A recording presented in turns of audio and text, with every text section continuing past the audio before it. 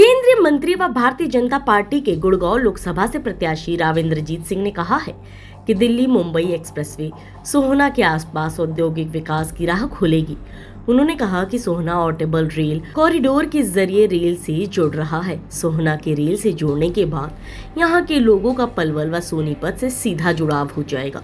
केंद्र सरकार के सहयोग से आधे मेवात को ऑटेबल रेल कॉरिडोर के जरिए रेल से जोड़ने का काम सरकार ने दिया है।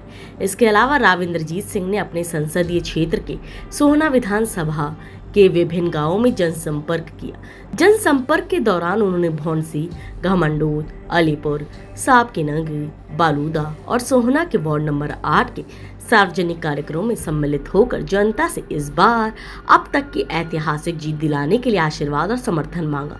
इससे पूर्व भाजपा प्रत्याशी ने बादशाहपुर में चुनाव कार्यालय का शुभारंभ किया और बादशाहपुर क्षेत्र की जनता को 2000 करोड़ से बनी सोहना एलिवेटेड रोड की बधाई देते हुए कहा, अब बादशाहपुर की जनता का सफर सोहना और गुड़गांव का मिनटों का हो गया है, जिसके लिए पहले घंटों लगते थे।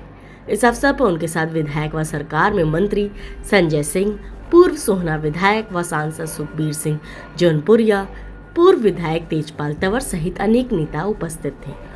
उन्होंने कहा, छत्तीस बिरादरी ने मुझे हमेशा अपना आशीर्वाद देकर संसद पहुंचाया है।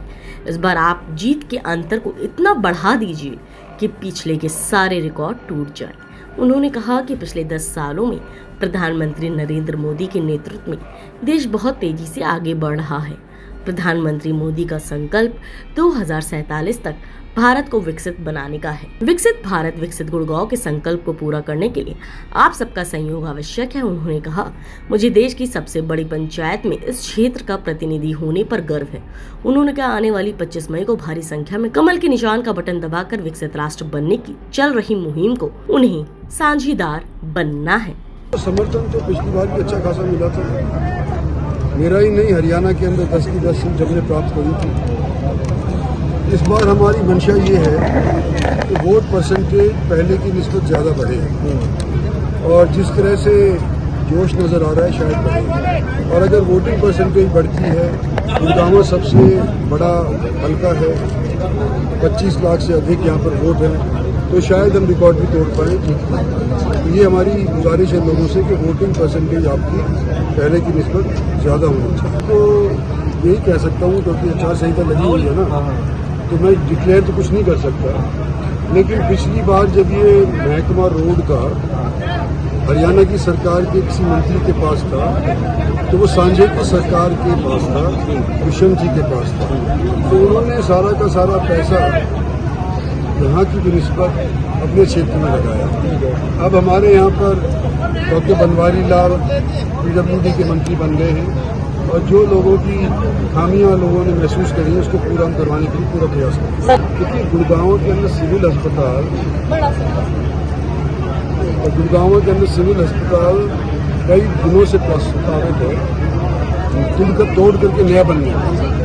लेकिन जहाँ तक चिकित्सा की सुविधा की बात है, गुड़गांव के अंदर अनेक ऐसे प्राइवेट और पब्लिक अस्पताल बन गए हैं कि चिकित्सा की ऐसी कोई खास किसी को आवश्यकता पड़े तो वहाँ पर हाथ की हाथ हॉस्पिटल नजर आ जाता है। लेकिन गरीब आदमी के लिए जो हमारा सिविल अस्पताल था उसकी जगह हमने 10 सेक्टर के अंदर पैरेलल 10 सेक्टर के अंदर अस्पताल चला दिया है।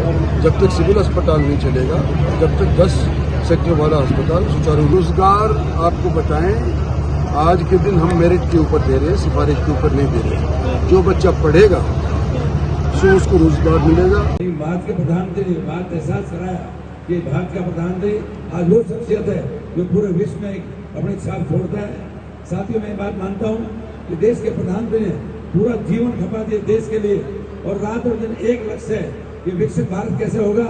2047 के लिए जो प्लानिंग की है उसी भाषा में मैं बात कहूँ तो हम सबके बीच में माननीय राव इंद्रजीत सिंह जी ने पूरा जीवन इस बात के लिए खपाया है कि आज तक कोई 2 पैसे का दाग इनके ऊपर नहीं लगता। कभी कोई लालच और स्वार्थ की राजनीति नहीं की, कभी अपने लिए कोई राजनीति नहीं की, सिर्फ और सिर्फ क्षेत्र के लिए हमेशा अड़े खड़े रहे हैं। चाहे मुख्यमंत्री के सामने बोलना पड़े, चाहे सरकार के सामने बोलना पड़े, लेकिन अपने क्षेत्र के साथ कभी समझौता नहीं किया। ऐसे हम सबके बीच में आज छठी बार हम सबके बीच में माननीय रावेंद्र जी जी प्रत्यक्ष रूम आए हैं। अभी जिस बात की बात कह रहे थे कि नंगली ने मुझे भी चलना सिखाया, अभी रामपाल से मैं कह रहा था कि अभी दो बात नहीं कह रहे थे। मैं सबसे एक बात कहूँ कि इसमें कोई दो राय की बात नहीं कि साथ की नंगली वोट डालने में एक नंबर रही है। मेरे लिए भी 97% वोट डाला, तभी मैं यहाँ तक पहुँचा हूँ। गुरुग्राम की हर खबर अपने मोबाइल पर पाने के लिए सब्सक्राइब कीजिए न्यूज़ 20 गुरुग्राम को। न्यूज़ चैनल की लेटेस्ट अपडेट पाने के लिए बेल आइकन को जरूर दबाएं।